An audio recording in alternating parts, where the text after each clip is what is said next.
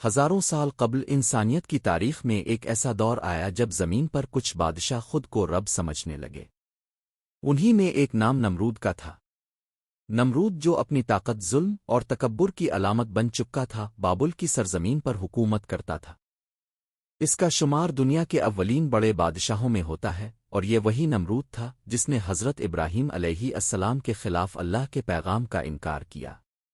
نمرود ایک طاقتور بادشاہ تھا۔ اس کے پاس بے شمار فوج، خزانے اور جاؤ جلال تھا۔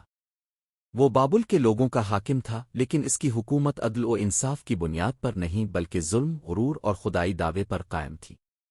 نمرود لوگوں سے صرف اطاعت نہیں بلکہ عبادت کا مطالبہ کرتا تھا۔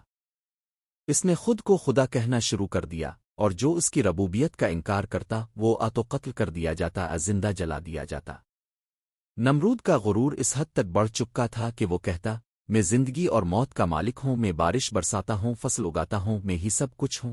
اس نے اپنے دربار میں منجمین نجومی اور درباری علماء رکھے تھے جو اس کے ہر ظلم کو درست ثابت کرتے تھے۔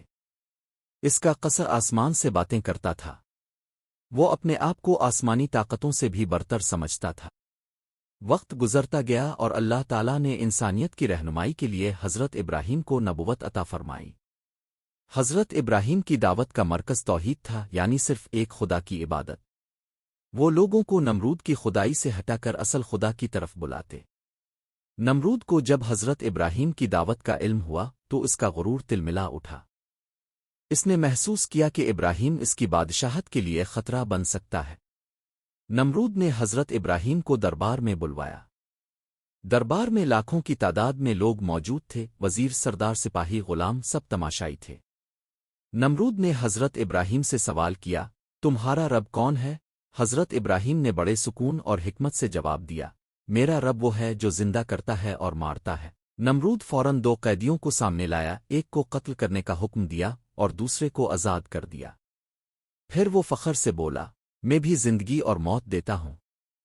حضرت ابراہیم مسکرائے اور فرمایا، میرا رب سورج کو مشرق سے نکالتا ہے، تم اسے مغرب سے نکالو۔ یہ بات نمرود کے غرور کو چکنا چور کر دینے والی تھی۔ وہ جواب نہ دے سکا، پورا دربار خاموش ہو گیا۔ مگر اس کے دل میں ضد اور غرور کی آگ اور بھڑک اٹھی۔ اس نے فیصلہ کیا کہ ابراہیم کو زندہ نہیں چھوڑے گا۔ نمرود نے اپنے درباریوں سے مشورہ کیا اور سب نے مل کر حضرت ابراہیم کو عبرتناک موت دینے کا منصوبہ بنایا۔ اس وقت نمرود کی سلطنت میں آگ کو دیوتا سمجھا جاتا تھا۔ اس نے فیصلہ کیا کہ حضرت ابراہیم کو ایک بہت بڑی آگ میں جلا دیا جائے تاکہ وہ دوسروں کے لیے نشان عبرت بن جائیں۔ نمرود نے ایک بے مثال الاؤ تیار کرنے کا حکم دیا۔ لوگ ہفتوں تک لکڑیاں اکٹھی کرتے رہے۔ جب آگ روشن کی گئی تو اس کی شدت اتنی زیادہ تھی کہ لوگ اس کے قریب نہیں جا سکتے تھے۔ حضرت ابراہیم کو منجنیق میں باندھ کر دور سے آگ میں پھینکا گیا۔ نمرود اور اس کے درباری یہ منظر فخر سے دیکھ رہے تھے، لیکن اللہ کا فیصلہ کچھ اور تھا۔ نمرود کی آگ حضرت ابراہیم کے لیے گلزار بن گئی۔ لوگ حیران رہ گئے، حضرت ابراہیم آگ سے صحیح سلامت باہر آ گئے۔ یہ منظر نمرود کے لیے شکست اور ذلت کا باعث بنا، مگر اس کا دل پھر بھی نہ جھکا۔ اس نے اپنی سلطنت میں مزید سختیاں شروع کر دیں۔ جو بھی حضرت ابراہیم کی بات سنتا اسے قید، سزا، موت کا سامنا کرنا پڑتا۔ نمرود کا تکبر اور ظلم بڑھتا گیا۔ وہ کہتا، اگر ابراہیم کا خدا بارش برساتا ہے تو میں بھی برسا سکتا ہوں۔ اس نے اپنی فوجوں کو پہاڑوں پر چڑھا کر بادلوں کی طرف تیر چلانے کا حکم دیا۔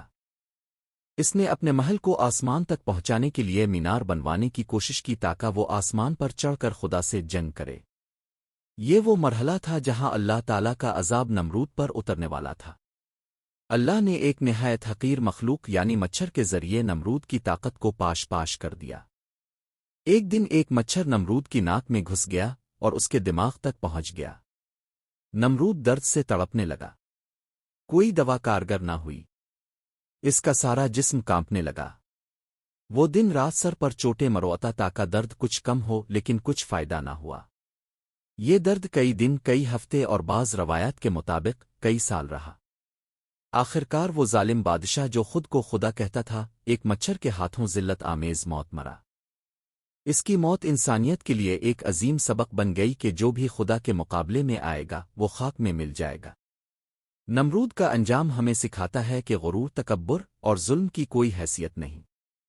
ایک معمولی مچھر بھی اللہ کے حکم سے فرعونوں اور نمرودوں کو خاک میں ملا سکتا ہے۔ اس کا قصر، اس کی فوجیں، اس کی دولت کچھ کام نہ آئی۔ وہ جو خود کو خدا کہتا تھا، ایک کمزور مخلوق کے ہاتھوں فنا ہو گیا۔